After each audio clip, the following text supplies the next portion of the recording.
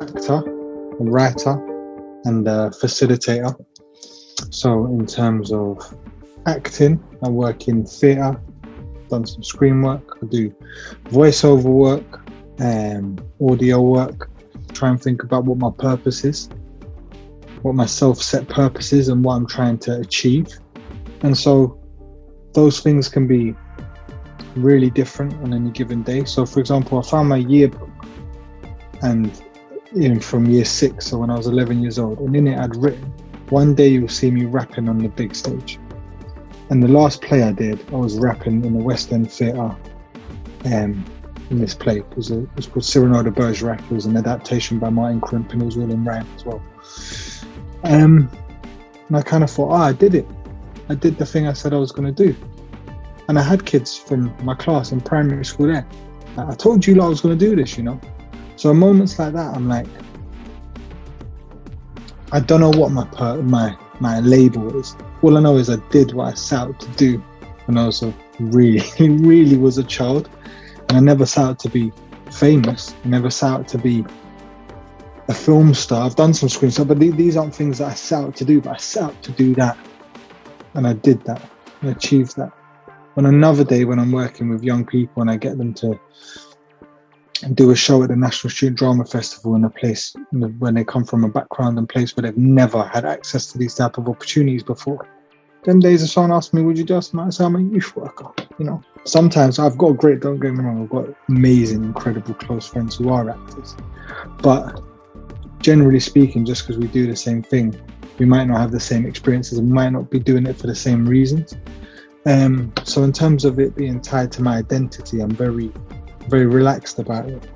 And I don't mind people projecting onto me what they think I am, because I'm quite secure in what I'm doing, or I've become more secure. And I just care about doing some good. And everyone's journey is different. Like, I know some people who just go from job to job to job. I know people that take long breaks but then do incredible jobs. But I also think it's just about having your heart in the right place with the people that you meet and genuinely wanting to work with them and genuinely wanting to collaborate. Because I think people can always smell the difference between just trying to get ahead and the desperation to, I genuinely think, you could work well together. What do you think? And having that honest and sincere collaborative energy of being quite clear on what you could bring to a project, a process, or a person or a company, and what you'd get out of it also. Like any job, and also really championing the parts of you that you think can do those things and not being shy about it. The best piece of advice I ever got was someone told me, they don't know you're there, so you gotta let them know. And whatever that means, whether it means an email, whether it means rocking up, whatever that means in your imagination, letting people know you're there, or the right people, is a really important thing. I was a naughty kid, and I carried on being naughty. And I was kicked out of various lessons in year 10 and year 11. And what that eventually meant by the end of year 10 was that I wasn't in enough lessons, part of enough subjects to sit my GCSEs. One of the lessons I'd got kicked out of was drama. And I'd only picked it to mess about. And then it was my drama teacher who let me back in. And I was like, oh, really? But I was the worst. Of all the others, I'm like, I shouldn't have been kicked out. The world's against me. You really don't understand me. But the drama one, I was like, I really flipped out in her class. Like, fair enough, I get that one. I don't deserve to be in that class. I was okay with it. But she was like, yeah, I'll take him back if he promises to behave. I was like, oh, what is this? Love.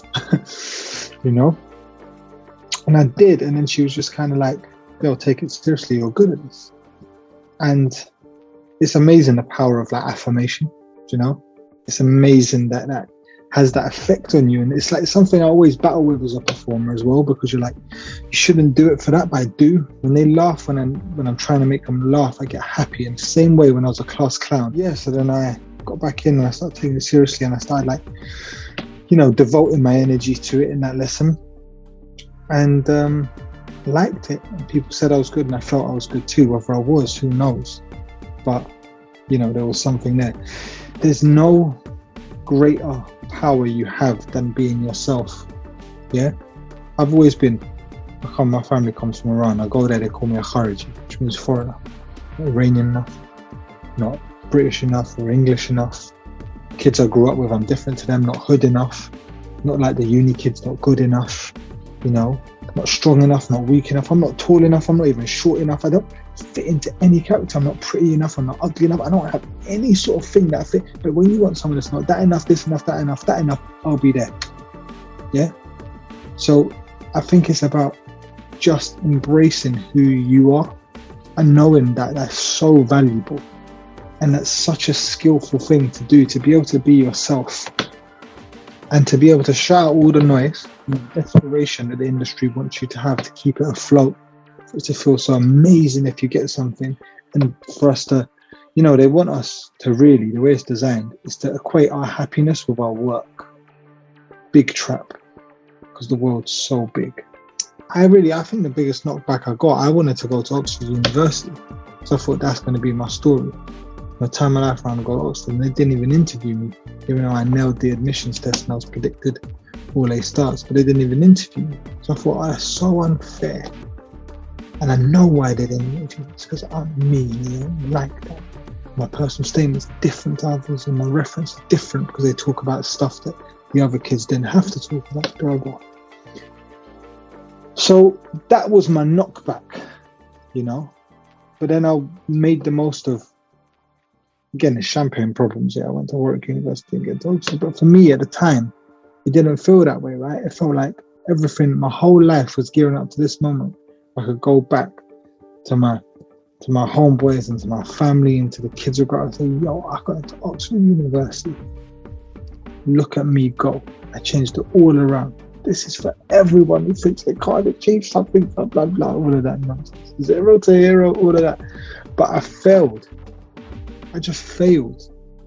Yeah, they told me I wasn't good enough. Part of me still hurts. Part of me is like, what would I have been if I had gone to Oxford? Interesting to think about, but ultimately I'm here. This is where I am now. So those, in one sense, they are knockbacks, but also they're just experience. You never want to be a creative with no experience. I don't think these things are rejection, and I genuinely don't. It's not me putting like a nice spin on rejection. You see what I mean? I genuinely don't feel like it's rejection because it's not about me. It's not about you when they cast someone else in this. They don't care enough for it to be about you. They care just enough, but they don't care enough for it to be about you. It's about their project.